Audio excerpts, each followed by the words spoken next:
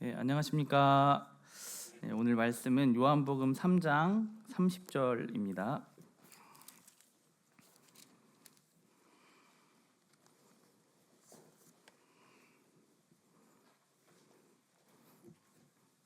같이 읽어보겠습니다. 시작. 그는 흥하야겠고 나는 쇠하여야 하리라 하니라. 네, 너무나 유명한 말씀인데요. 세례 요한의 이런 고백의 말입니다.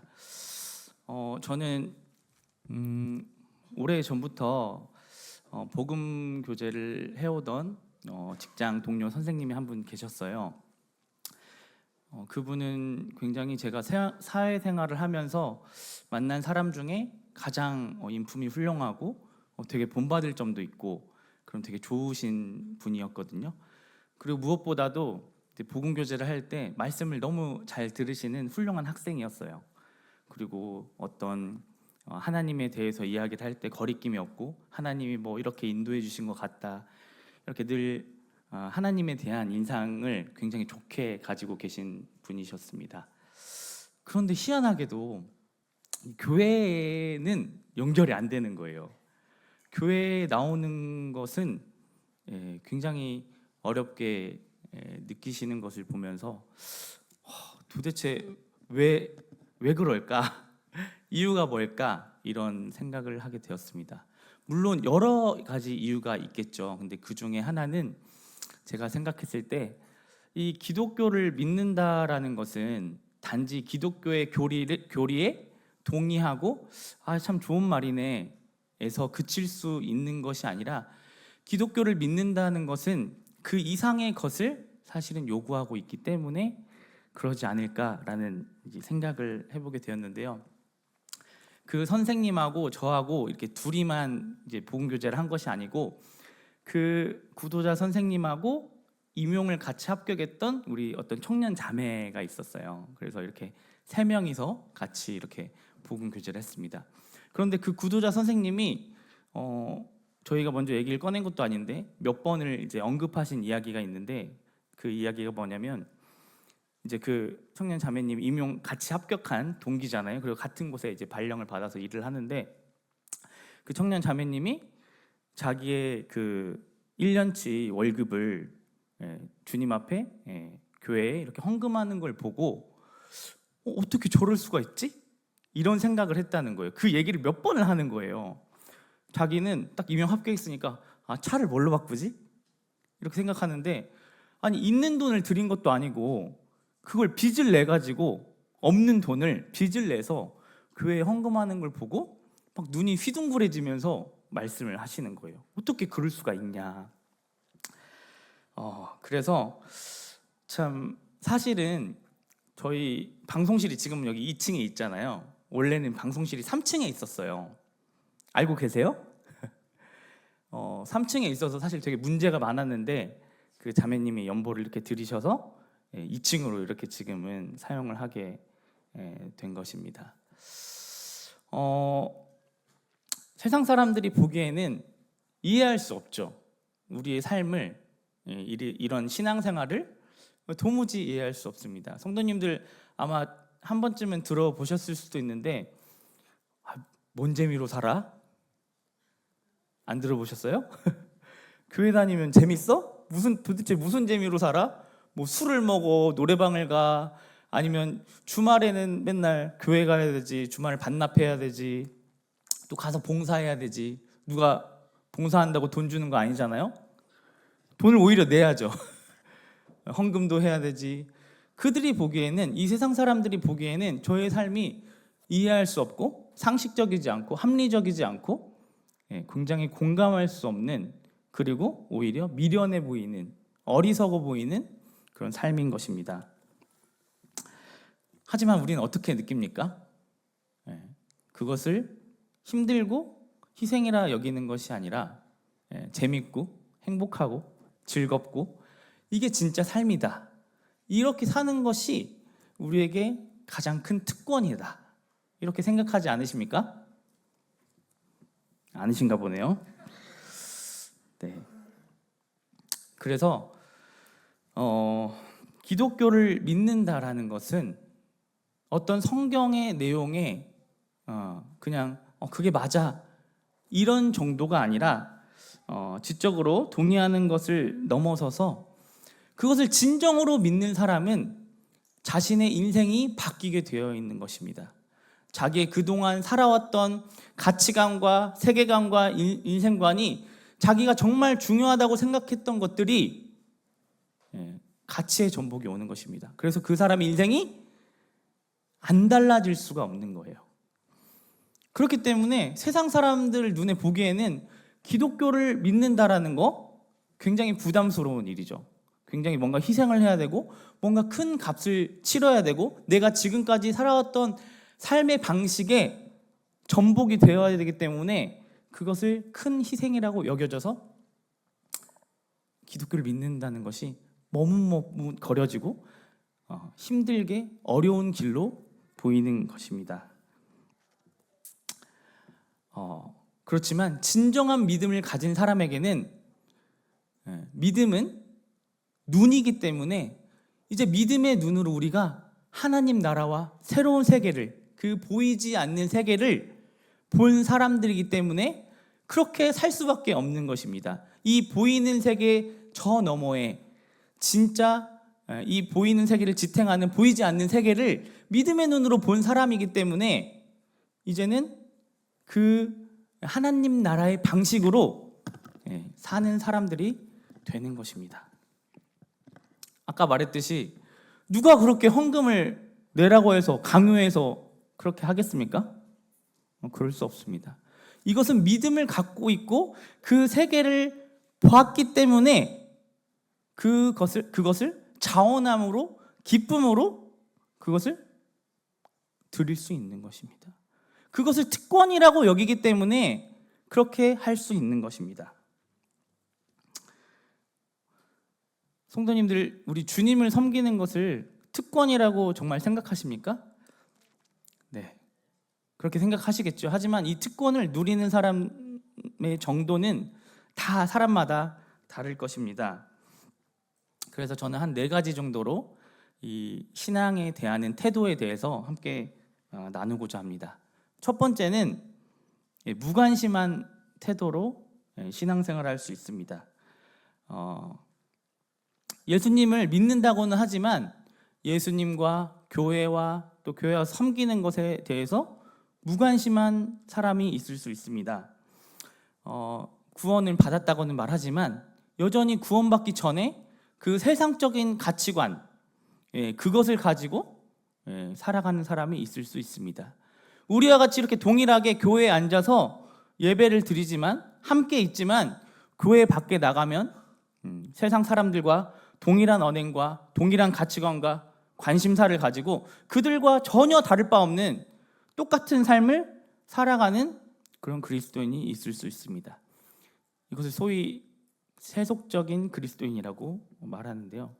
저는 사실 이 단어를 되게 싫어하거든요. 왜냐하면 너무나 상반된 두 단어의 모순된 이 단어의 조합이 저에게 거부감을 주기 때문입니다. 두 번째는 율법적인 태도로 신앙생활을 할 수가 있습니다.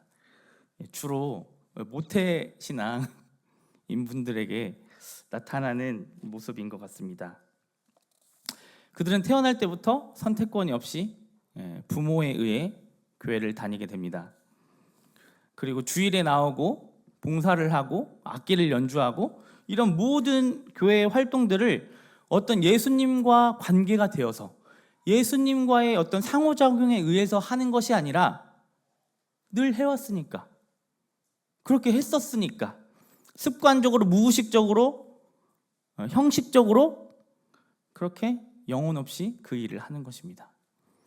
이들에게는 신앙이라는 것이 어떤 특권을 누린다라기보다는 이들에게는 기쁨과 어떤 활력이나 이런 것을 찾아볼 수 없고 오히려 무기력함과 또 이 신앙생활을 짐처럼, 무거운 짐처럼 여기는 그런 모습들을 볼 수가 있습니다. 세 번째는 자기 열심을 갖는 경우입니다. 이 경우에는 신앙생활을 굉장히 열심히 해요. 열정적으로 하고 시간과 물질을 들여서 합니다. 그런데요, 모습은 그렇지만 이 자기 열심이라는 것은 어떤 예수님과의 어떤 관계에 의해서 행하는 것이 아니라, 예수님을 사랑해서 하는 것이 아니라, 그렇게 교회 생활을 열심히 하는 나를 사랑해서 하는 것입니다. 그렇게 열심히 하는 내 모습을 사랑해서 신앙생활에 열심히 열정을 내서 하는 것입니다. 주로 청년 때 많이 그러는 것 같습니다. 우리 청년들이 그렇다는 게 아니고요. 신앙의 열심을 통해서 자기 자신을 확인하는 거죠. 나 이런 사람이야. 나 이렇게 괜찮은 사람이야. 하나님 앞에서 난 이 정도 수준이야. 이렇게 자기의 행위를 통해서, 자기의 열심을 통해서, 자기의 열정을 통해서 자기의 정체성을 확보하는 사람을 말하는 것입니다. 이럴 경우에는 반드시 자기 의와 교만에 빠지게 되어 있습니다. 그리고 자기가 실수할 경우에는 아주 뒤로 낮아빠지게 되어 있습니다. 왜냐하면 사람이 완벽한 사람 없잖아요. 신앙생활 하다 보면 실수하고 자기의 연약함이 드러나거든요. 근데 그것을 발견했을 때 지금까지 이 사람은 자기의 행위를 통해서 자기를 확인해왔고 자기의 정체성을 확보해왔기 때문에 자기가 실수하는 것에 대해서 용납하지 못하고 그대로 낮아빠지게 되는 것입니다. 자기의 행위로 자아를 채워왔기 때문에 자아에 아주 큰 타격을 입게 되는 것입니다. 마지막 네 번째 경우는요, 신앙생활을 특권으로 여기고 우리가 잘 아는 단어 감지덕지한 마음으로 여기고 신앙생활을 하는 경우입니다. 한 가지 일화를 얘기해 드리고 싶은데요, 제가 청년 때 어떤 청년 자매님께서 주일 강단에서 앞으로 우리 교회 비전에 대해서 이렇게 설교하시는 그 말씀을 듣고 자기가 결혼하기 위해서 모아뒀던 그 결혼 자금을 깨가지고 교회에 이렇게 헌금을 했다는 그런 이야기를 전해 들었습니다. 그런데요, 그 자매님의 태도가 저는 더 놀라웠어요. 왜 그러냐면 그 주일에 말씀을 듣는데 저거 누가 먼저 하면 어떡하지? 저거 내가 먼저 해야 되는데, 이 마음을 갖고 당장 월요일에 가서 그 적금을 깨고 주님께 드렸다는 이야기를 전해 들었습니다. 저는 그 이야기를 전해 듣고 저에게 이야기를 해준 그분에게 그렇게 얘기했습니다. 그 자매님 부자랑 결혼했으면 좋겠네요. 부자랑 결혼했을까요? 그랬으면 좋겠지만 네, 근근히 살아가고 계시더라고요. 네. 그런데 자매님이 그렇다고 불행할까요? 네, 아닙니다. 누구보다 행복하게 지내는 모습을 보고 있습니다.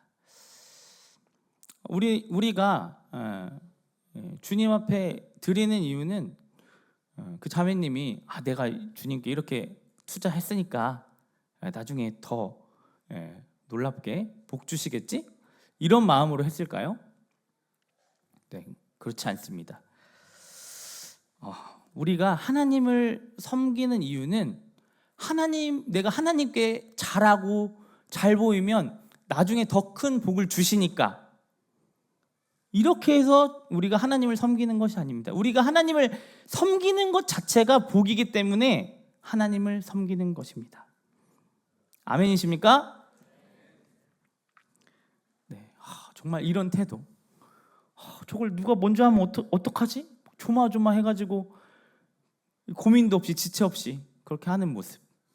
우리 성도님들 삶도 그런 모습을 정말 많이 봤어요. 정말 힘에 지나도록 그렇게 주님께 헌신하시고 하시는 말씀이 더 못 드려서 죄송하다.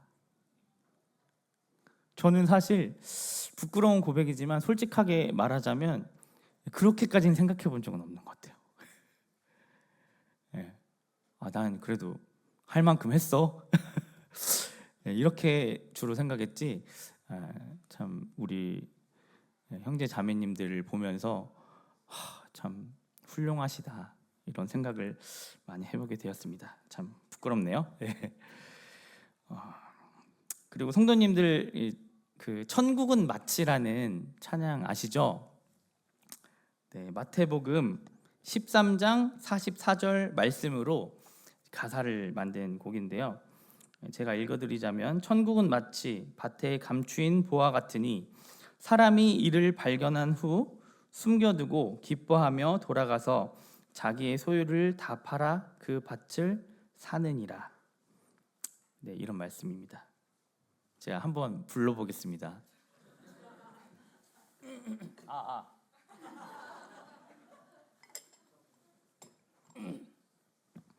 제가 이래봬도 예배 찬양팀 17년 차거든요.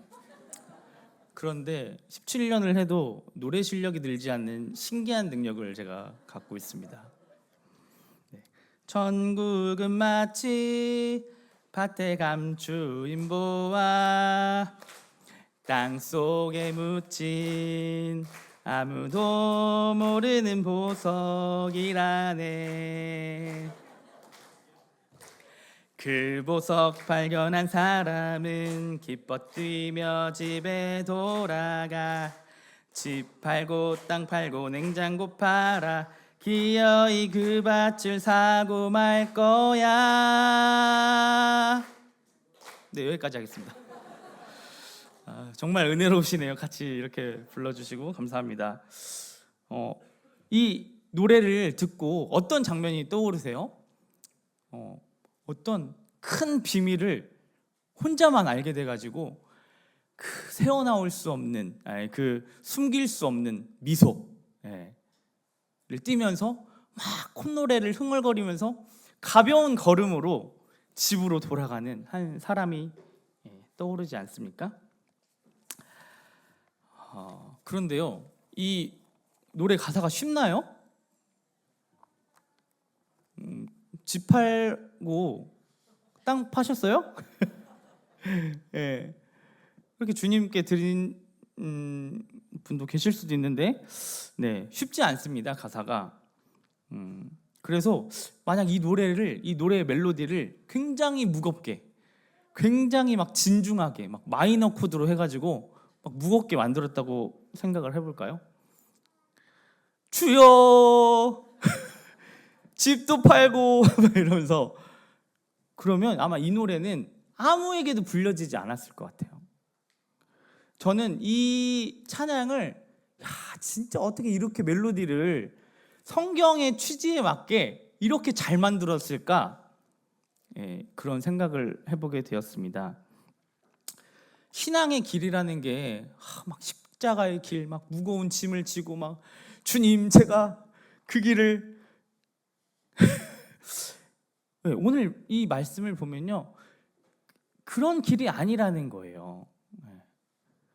그 땅에 아무것도 아닌 땅같이 보이지만 그 땅에 보화가 묻힌 것을 발견해서 기쁨을 감추지 못하고, 그 무거운 걸음이 아니라 아주 경쾌한, 아주 가벼운 스텝으로 집으로 돌아가는 사람으로 묘사하고 있는 것입니다. 이 멜로디가 그렇잖아요. 그래서 아주 잘 만든 곡이라는 생각이 들었습니다.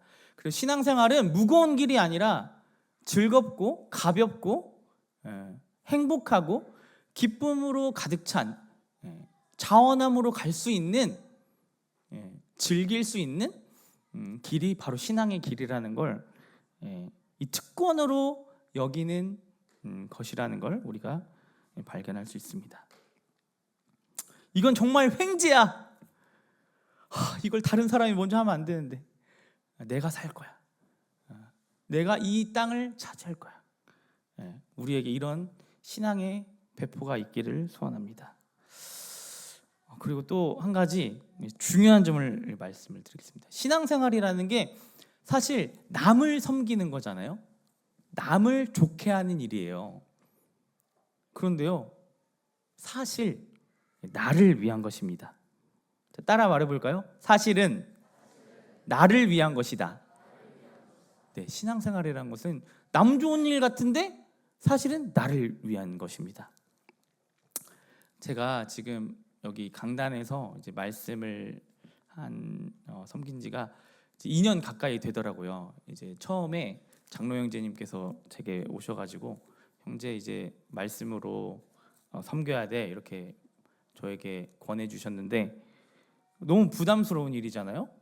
그리고 제가 사실 막 말을 유창하게 잘하는 사람도 아니고 사실 저 되게 과묵한 사람이에요. 그래서 형제님께 형제님 무슨 말씀이세요? 저는 저 말씀은 딱 중고등부용이에요. 이렇게 말을 하면서 몇 번 이제 거절했었는데 형제님께서 나중에 와서는 그렇게 말씀하시더라고요. 형제 해야 돼. 선택권이 없어. 이렇게 얘기하셔가지고 네 이렇게 지금 이 자리에 있습니다. 성도님들 그 공부 못하는 사람들의 특징 아십니까? 공부 못하는 사람은 공부를 하려고 딱 자리에 앉잖아요. 그러면은 책상이 왜 이렇게 더러워? 하면서 책상을 이렇게 정리하는 사람이라고 합니다. 제가 딱 설교를 준비하려고 딱 책상에 앉았는데 제가 그러고 있더라고요. 이렇게 청소를 하고 막 관련 없는 다른 책을 보고. 왜냐하면 이거 이제 딱 원고를 작성해가지고 완성해야 되는데 이게 너무 부담스러우니까 회피하고 싶은 거예요. 회피하고 하기 싫은 거예요. 자꾸 회피를 하는 거예요. 그리고 저는 이제 특징이 제가 생각을 많이 안 해요. 굉장히 단순하고 생각도 많이 없어요. 그래서 저희 자매가 저랑 결혼하고 나서 되게 신기한 점 하나가 뭐냐면 막 격렬하게 부부싸움을 해요. 막 감정을 막 이렇게 내놓으면서 막 요즘 안 싸웁니다. 몇 년 된 것 같아요. 꽤 안 싸운지 막 격렬하게 싸워요. 그리고 나서 제가 제 머리가 베개에 딱 닿으면 잠이 들어요. 그렇게 싸우고 나서. 그래서 저희 자매가 이 사람 뭐야? 네. 그렇게 생각을 안 한다는 거예요. 네. 생각을 안 하고 그러니까 잠을 잘 드는 거죠. 잠에. 그런데요 이제 설교를 해야 되니까 말씀을 전해야 되니까 제가 생각을 하게 되더라고요. 네, 생각도 하고 성경도 보고 묵상도 하고 주석도 보고. 네. 그래서 그렇게 잠을 잘 자는데 또 잠을 못 들 때가 있어요. 막 이런저런 생각하다가 잠 못 들 때도 있고. 네, 그렇습니다. 참 이렇게 스트레스도 받고 부담도 되는데요. 그런데요 하나님과 가까워지더라고요.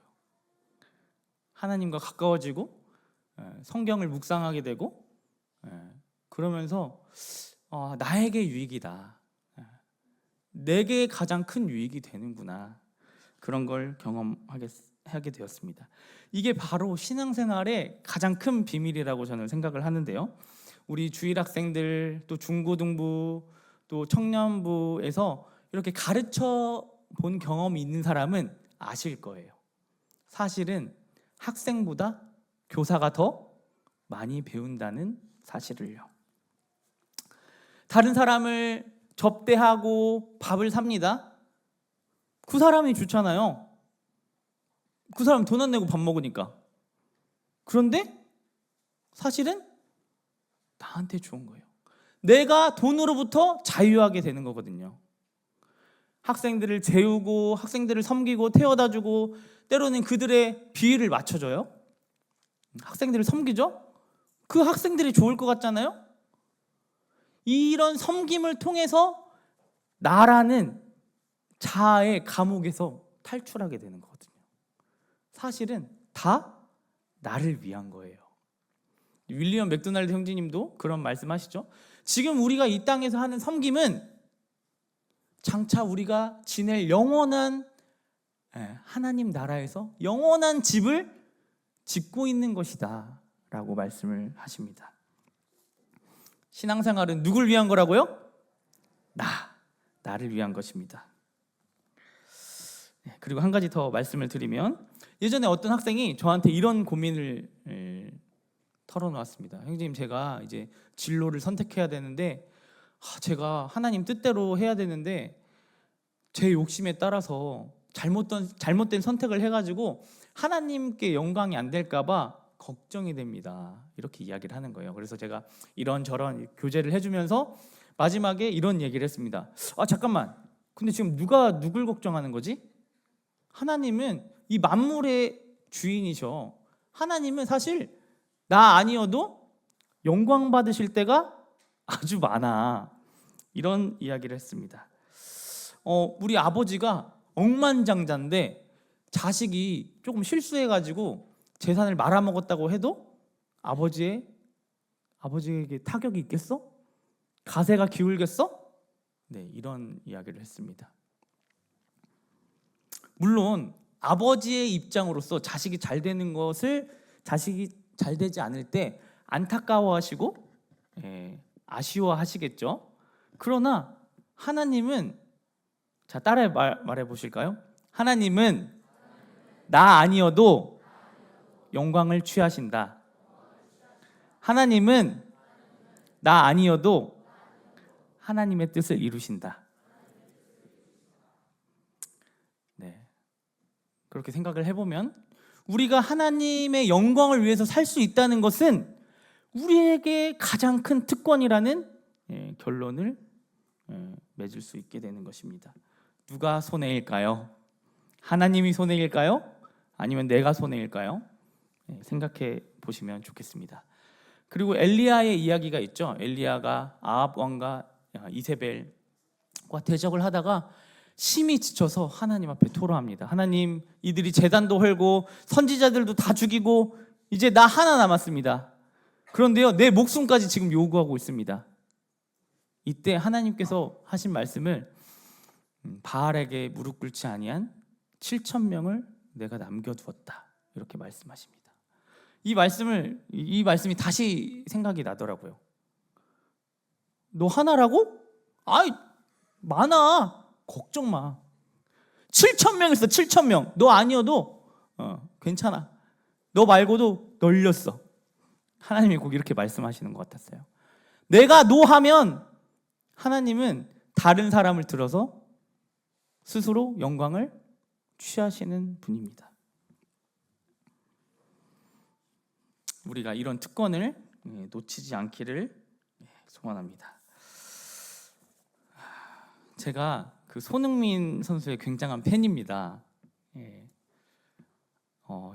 이번 시즌 이제 시작할 때 문득 그런 생각이 들더라고요.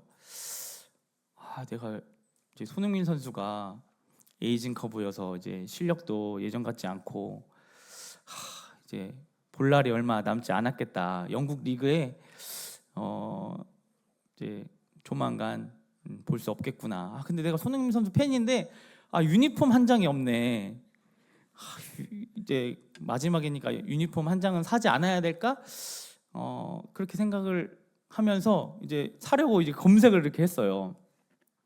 그런데 20만 원이더라고요.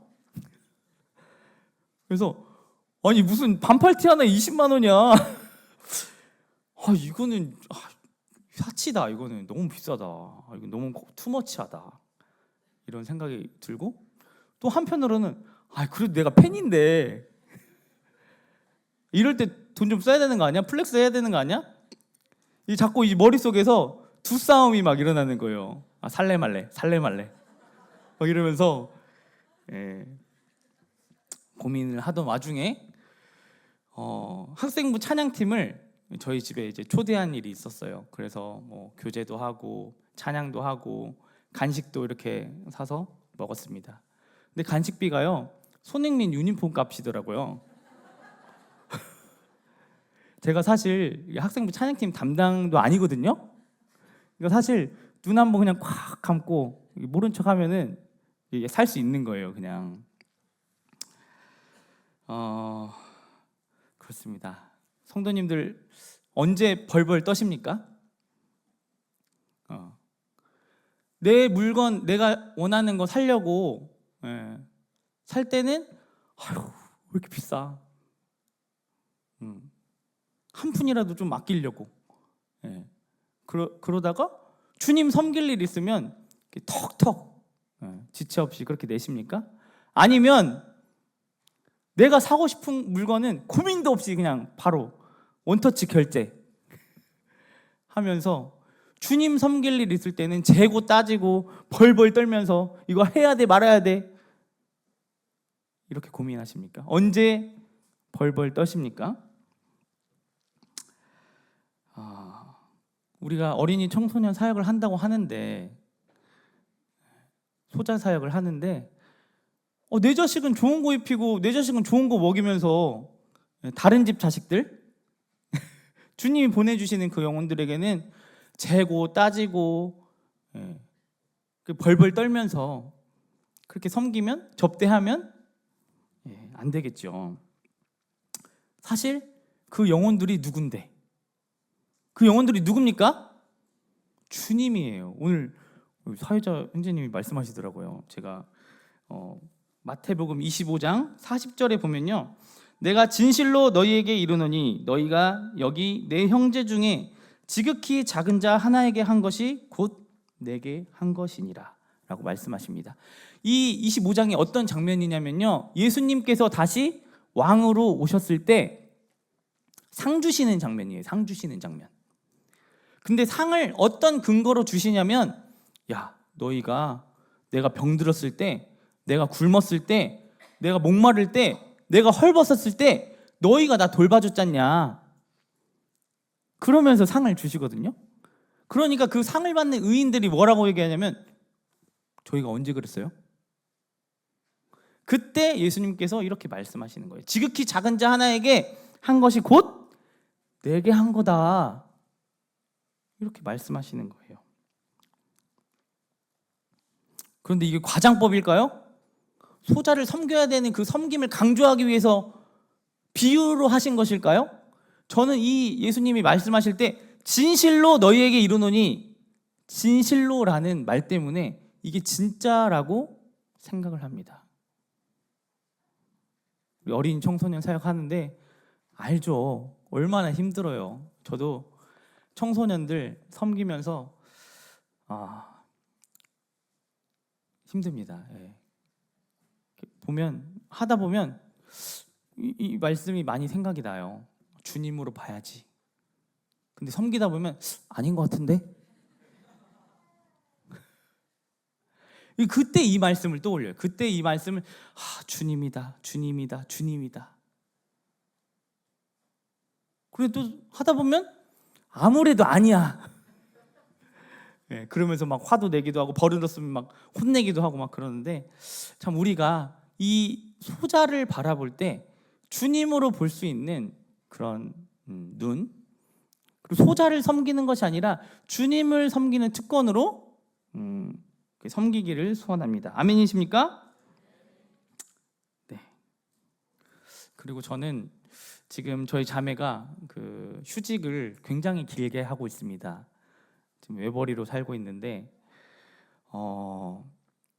이제 저희 자매가 그 근무한 기간보다 휴직한 기간이 더 넘어섰어요. 이제 최근에 넘어섰어요. 그러니까 사실 말만 부부교사지, 몇 년째 혼자 벌고 있는지 모르겠습니다. 그래서 저희 자매가 쉬고 있으니까 아이들 케어를 다 했어요. 어렸을 때부터 쭉 케어하고, 저는 이제 밖에서 학생들 만나고 소그룹하고 이렇게 사역을 주로 했었습니다. 최근에 큰 변화가 생겼어요. 아이들이 이제 5학년, 2학년이 되다 보니까 집에 혼자 놔둬도 잘 있는 거예요. 그러니까 저희 자매의 그 활동 반경이 넓어졌습니다. 집에서 육아만 했던 저희 자매가 이제는 소그룹도 하고 신방도 하고 헬프도 같이 담당해서 이렇게 섬기면서 저보다 더 많이 하는 것 같아. 그래서 저 혼자 할 때도 사실 혼자 벌면서 혼자 사역하면서 되게 쪼들렸거든요. 그런데 이제 둘 다 일하네, 이제 둘 다. 근데 최근에 이제 2월이 되면 연말정산을 하잖아요. 연말정산을 하는데 저는 항상 돈을 돌려받았어요. 혼자 보니까 뭐 50만 원, 40만 원 이렇게 돌려받았어요. 그런데 올해는 반절 이상을 다시 뱉었어야 됐어요. 그래서 자매한테 얘기했죠. 그 2월 달에, 여보, 이번 달은 월급이 반절도 안 나와. 어떡하지? 걱정스럽게 이렇게 얘기했습니다. 그래서 이제 저희 자매와 충분한 대화 끝에, 우리가 학생들 섬기는 것은 특권이다. 이 기회가 날마다 오는 것이 아니다 라는 결론에 이르렀습니다. 그래서 계속 하던 대로 하기로 했습니다. 뭐 세상 깡패들도 우리가 돈이 없지 가오가 없냐 뭐 이런 말 하는데, 저도 돈이 없지 믿음이 없냐 이런 마음으로 그렇게 했는데요. 살만 하더라고요. 어떻게든 살더라고요. 막 빠듯하거나 막 힘들거나 그러지 않았습니다. 오히려 문제는 계속해서 살이 찌는 게 문제였습니다. 학생들과 야식, 고기 뷔페 이런 것으로 인해서 지금도 굉장히 힘든 상태입니다. 제가 왜 이런 이야기를 할까요? 제 자랑하는 걸까요? 유치하게? 제가 뭐 돈 얼마 못 벌어요. 제가 해봤자 얼마나 하겠어요.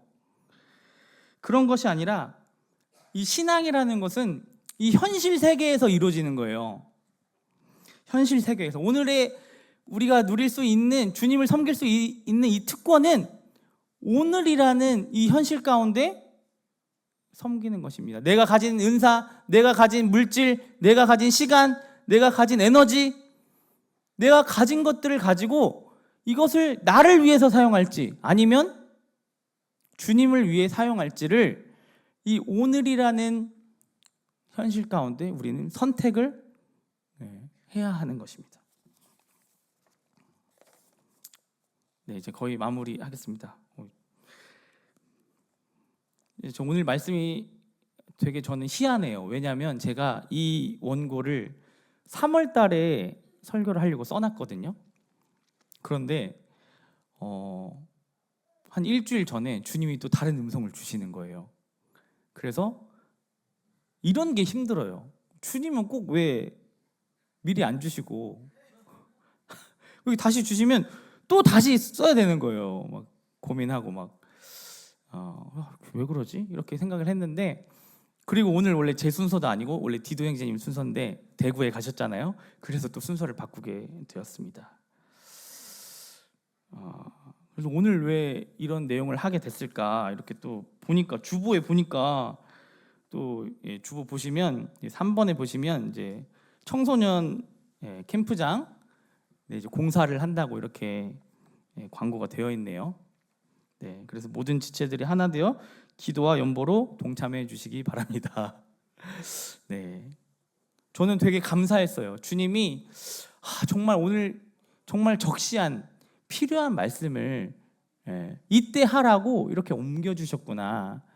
주님이 우리를 정말 사랑하시는구나. 그런 것을 느꼈습니다. 세례 요한에 대해서 원래 더 설명을 하고 마쳐야 되는데 다음번에 이제 하도록 하고요. 다시 오늘 말씀 요한복음 3장 30절, 그는 흥하여야겠고 나는 쇠하여야 하리라. 참 멋진 말이죠. 정말 아름다운 말이에요. 정말 합당한 고백이고요. 그런데 이 말씀을 우리가 감상하는 수준에서 그치지 않았으면 좋겠습니다. 아멘이십니까?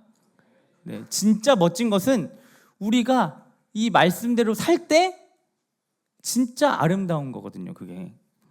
그래서 오늘 이 말씀을 우리가 세례 요한의 말이 아니라 우리의 말로, 우리의 현실 가운데 말로 바꾸어서 주님의 음성을 들으시길 소원합니다. 주님이 사용하신다면 저 기꺼이 드리겠습니다. 저 가난한지도 좋아요. 주님이 영광 받으신다면 제 꿈, 제 바램, 제 소원, 나의 계획 이런 거 저 내려놓을 수 있어요. 그게 저의 기쁨입니다. 주님이 높아지신다고 하시면 저는 누가 알아주지 않아도 좋아요. 저는 무병이어도 좋습니다. 이렇게 오늘 우리의 언어로 적용하시고 실제로 그 특권을 누리는 우리 모두가 되길 소원합니다. 아멘이십니까? 기도하고 마치도록 하겠습니다. 그는 흥하여야겠고 나는 쇠하여야 하리라. 하나님 아버지, 참 예수 그리스도께서 우리를 흥하게 하시기 위하여 이 땅 가운데 오시고 자신의 생명을 들이셔서 자신이 친히 쇠하여 지셔서 우리를 높여주신 그 은혜를 이 시간 기억하게 됩니다. 세례 요한의 이 고백이 얼마나 합당한 고백인지 우리를 향해 자신의 전부를 드리신 예수 그리스도께 우리가 드리는 이 모든 것은 헌신과 희생이라고 감히 말할 수 없음을 이 시간 고백을 드립니다. 우리가 주님을 섬기는 이 특권을 놓치지 않길 소원합니다. 저에게 그런 은혜를 베풀어 주시고 믿음의 눈을 저에게 뜨게 해주셔서 이 세상 사람들이 보기에는 어리석어 보이고 미련하게 보이고 참으로 희생이라고 여겨지는 이런 삶을 저희가 가벼운 걸음으로 나아가길 소원합니다. 예수님의 이름으로 기도드렸습니다. 아멘.